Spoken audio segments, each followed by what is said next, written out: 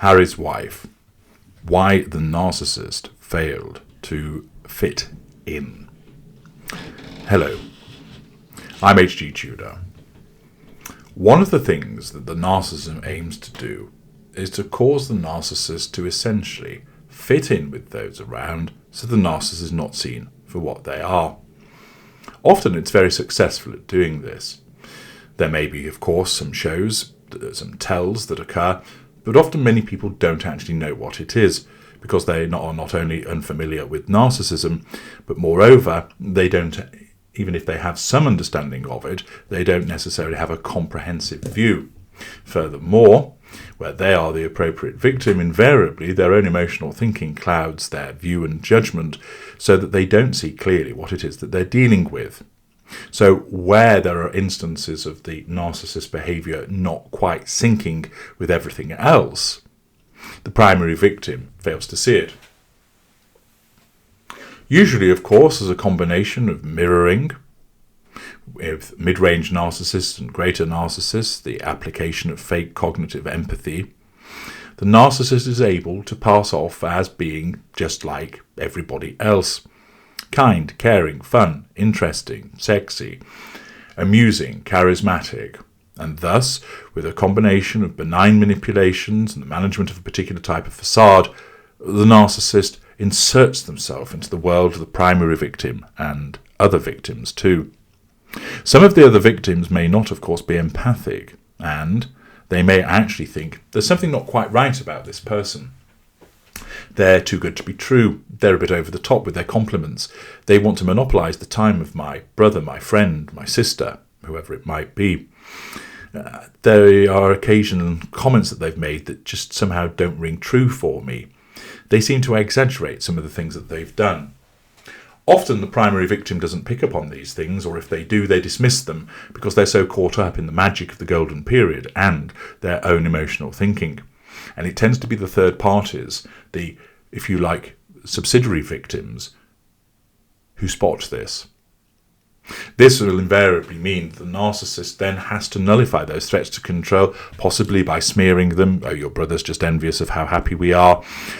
Telling lies about people to suggest that they've been causing problems so that the primary victim believes what the narcissist has to say and thus distances themselves or allows themselves to be distanced from the perceived agitator.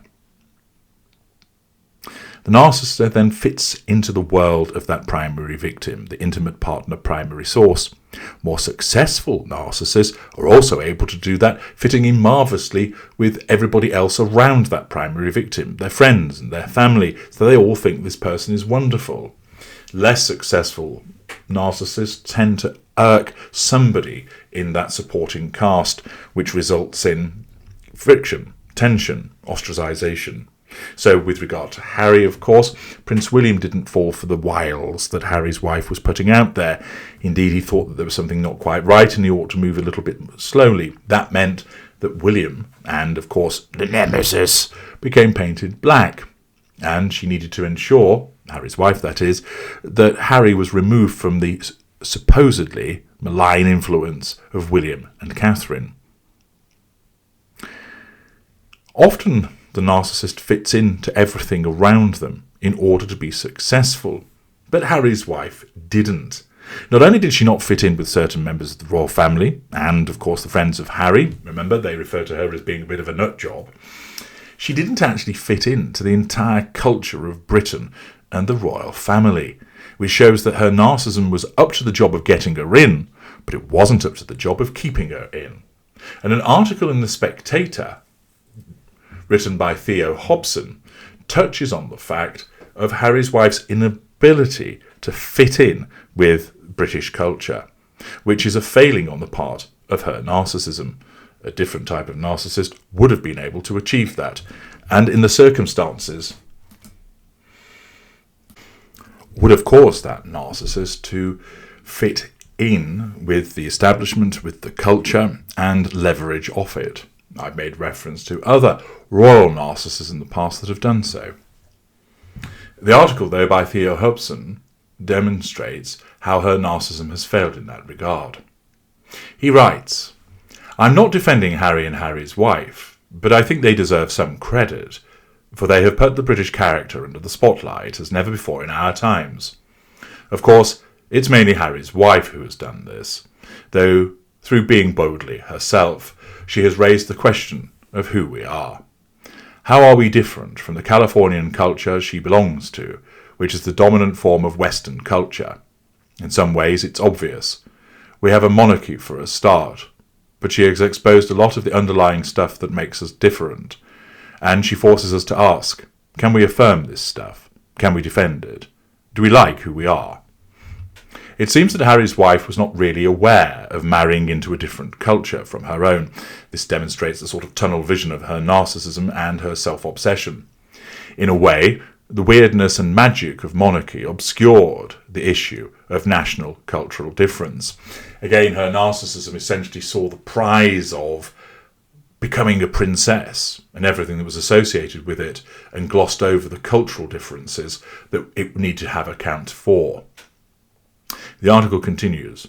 She assumed British culture was much the same as her own Californian culture, that it was a quaint, old-fashioned version of it, with some dusty cobwebs that she was well placed to clear away.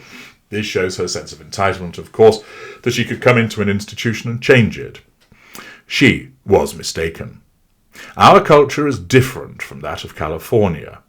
By marrying into its emblematic family, she was expected to adapt to it. And of course, as I've explained, her narcissism did not accept that that was appropriate. Everybody else has to be moulded around her. She must not mould to them. That amounts to a threat to control. But it seems no one explained this to her. Imagine if Harry's wife had married into the monarchy of Thailand or Jordan. The situation would have been clearer. The incomer has to adapt, to learn new behaviour, to demonstrate meek respect for the new culture. If the women wear headscarves, you wear a headscarf. You do not turn up as a Californian and do you. The problem is that in Britain, the cultural differences are less visible. You could say that ruling class British women wear invisible headscarves. This was largely the reason for the negative press Harry's wife got.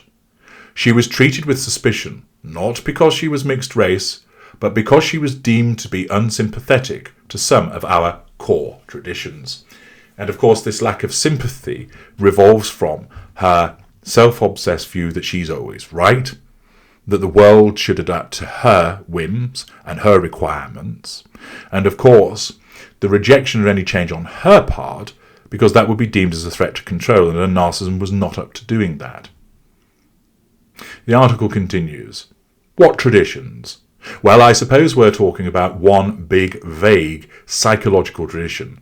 Reticence, irony, self-deprecation, wry acceptance of what remains of the class system, acceptance of difficulty and mystery and muddle, suspicion of simple clarity and emotional frankness, noblesse oblige, awkward reverence for tradition, even when it's irrational and problematic. Stuff like that. These, of course, are all demonstrative of factors that would be associated with genuine emotional empathy and not with something that she behaves. These sort of attitudes are especially prevalent among those at the upper end of the social scale. For example, conspicuous consumption is tolerated if you're recently rich, but not if you're in any sort of a position of authority. Members of the royal family are expected to uphold this code, to embody it. Taking a private jet to a baby shower is okay for a footballer's wife, not for a duchess. Harry's wife seems to have assumed that this psychological tradition was something that we Brits felt burdened by, wanted to be free of. Surely we Brits sought to be more like her, egalitarian, relaxed, frank, free from class hang-ups, good at hugging strangers. She was partly right. We do feel a bit burdened by our ironic traditionalism, our class hang-ups and so on. And we are uncomfortably aware that there is snobbery, sexism, racism mixed in with our inherited way of being. But she was mostly wrong. She did not understand that, despite the difficult baggage, we value the way of being. We see great worth in understatement, evasion, outward modesty, and so on. All factors, of course, that conflict with that of what a narcissist is. She didn't understand she was expected to resemble a posh young Brit and to edge away from the Hollywood version of celebrity in favour of the self-effacing royal version of celebrity. She was expected to be quiet about race like a Tory minister, proving that we are all good sorts nowadays. To put it bluntly, she did not understand that we have a distinctive national culture and that the royal family is expected to embody it, or large aspects of it. And of course her narcissism was not prepared to try or embrace this because it was a threat to control. Why would she? It's a notion that is at odds with the universalism of California. Everyone is the same and wants the same things: success, justice, self-realisation. Harry's wife has become the clearest mirror that the British psyche has had for a generation or two. By assuming that we were essentially the same as her, under some quaint Disney differences, and then painfully learning otherwise, she shows us who we are. We are not Californians with superficial hang-ups we are trying to ditch. Our hang-ups go all the way down. Brits have a distinctive tradition of moral culture, a mix of good and bad, as complex as our history and our weather and our poets. It contains lots of subtle moral sensitivity and nobility, but also residual class prejudice and sexism and racism. Her painful brush with this tradition prompts us to reflect on this, and it prompts us to ask, is there any virtue in our difference? Do we like who we are?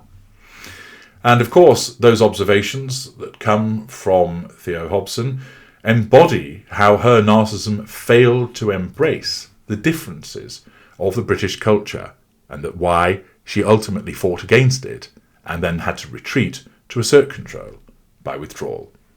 I'm H.G. Tudor. Thank you for listening.